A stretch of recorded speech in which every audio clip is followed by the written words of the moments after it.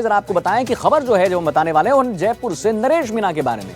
देखिए, नरेश मीणा का एक वीडियो वायरल हो गया था, कल चर्चा में रहे और अब उन्होंने मौन व्रत धारण कर लिया है। सही सुना आपने, कुछ नहीं कह रहे हैं, लिख के अपनी बात बता रहे हैं। जरा विस्तार से आपको बता दूं, खबर जयपुर से है, जहां झालावाड़ स्कूल हादसे में मारे गए बच्चों के परिवारों को 50 लाख रुपए का मुआवजा दिलाने की मांग को लेकर अनशन कर रहे नरेश मीणा ने मौन व्रत भी शुरू कर दिया है।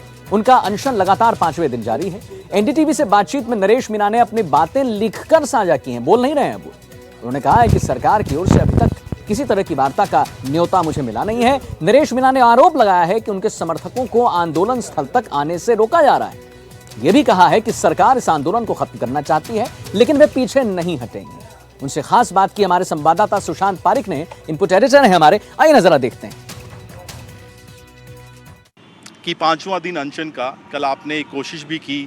अभी आप पूरी तरीके से गांधीवादी तरीका जो है आपने कहा कि आप अपनाए हुए हैं। सरकार की दलीलें अपनी जगह हैं कि वो मुआवजा उन्होंने जारी किया, कल एक लिस्ट भी आई सरकार की तरफ से। आप कह रहे हैं कि नहीं, वो नाकाफ़ी है, बड़ा मुआवजा सरकार की तरफ से जारी होना चाहिए। क्या सरकार की तरफ से कोई वार्ता की पहल या कोई संदेशा आप तक आया है अभी तक?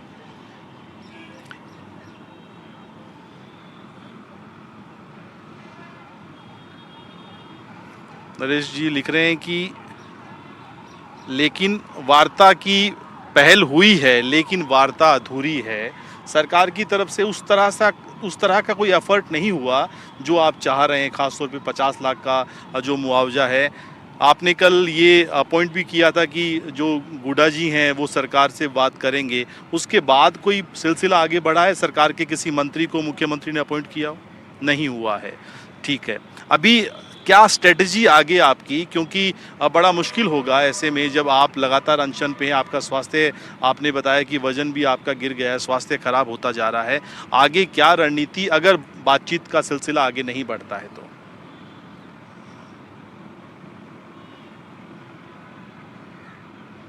अंतिम सांस तक आप लड़ाई लड़ेंगे, ये आपने कल भी इस बात को लेकर ऐलान किया था और आपने कहा था कि जब तक सरकार की तरफ से उन मांगों पर एक्शन नहीं होता, आपका अनशन जारी रहेगा। गांधीवादी तरीके से आपने कल ये बात कही थी। लेकिन आपको नहीं लगता कि वार्ता का सिलसिला कोई ऐसा चैनल सरकार की तरफ से शुरू किया जाना चाहिए था?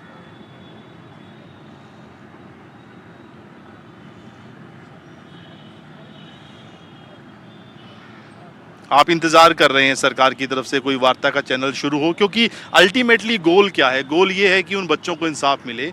आप ये कहना चाह रहे थे कि सरकार की तरफ से जो मुआवजे में कुछ परिवारों को बकरियां दी गई वो नहीं चाहिए। सरकार जो घोषित कर चुकी है वो नाकाफ़ी है।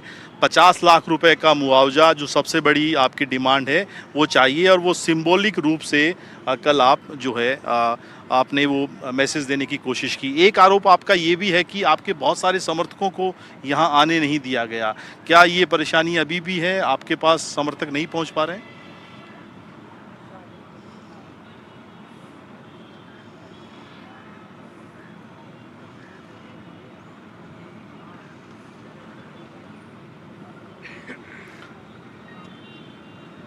हर तरफ से आंदोलन को तोड़ने का प्रयास किया जा रहा है। यानी आप कह रहे हो कि सरकार एक तरफ तो वार्ता नहीं कर रही, दूसरा आपका जो मूवमेंट है जिसे आप कह रहे हैं कि गांधीवादी तरीके से आप चला रहे हैं, उसमें सरकार कोशिश कर रही है कि यहाँ आपके समर्थक नहीं पहुँच पाएँ।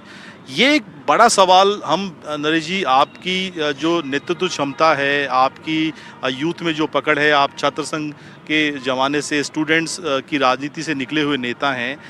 बार बार कुछ तस्वीरें ऐसी आ रही हैं जिनकी चर्चा बहुत ज़्यादा हो रही है। लोग ये कह रहे हैं कि नरेश मीणा क्या फ्रस्ट्रेट हो रहे हैं? गुस्सा इतना क्यों आ रहा है नरेश मीणा को, और गुस्सा अपने ही लोगों पर निकल रहा है? क्या वजह है इसकी?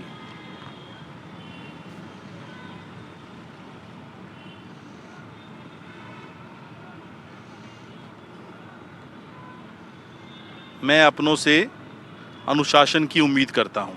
इस वजह से परिस्थितियों के अनुसार उनके सहयोग की भी आप उम्मीद करते हैं। मतलब आप ये कहना चाह रहे हैं, जो मैं समझ पा रहा हूँ आपने जो लिखा, कि उस वजह से कई बार डिसिप्लिन टूटता है तो फिर आप अपने आप पे कंट्रोल नहीं रख पाते। लेकिन आपको दुख तो होता ही है जब समर्थक आपके जो साथ खड़े समर्थक हैं उन पर अगर आप चिल्लाएं, गुस्सा करें या हाथ उठा दें तो उस बात की तकलीफ आपको भी है।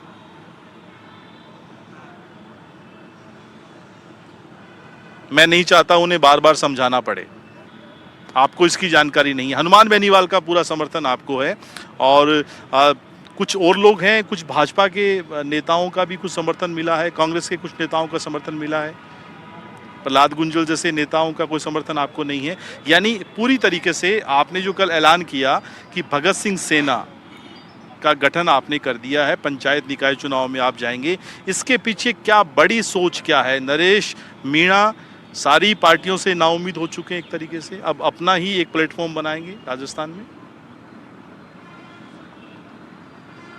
ये गैर राजनीतिक होगा, ये राजनीतिक मंच नहीं है, तो क्या इसके बैनर तले आप चुनाव नहीं लड़वाएंगे अपने समर्थकों को?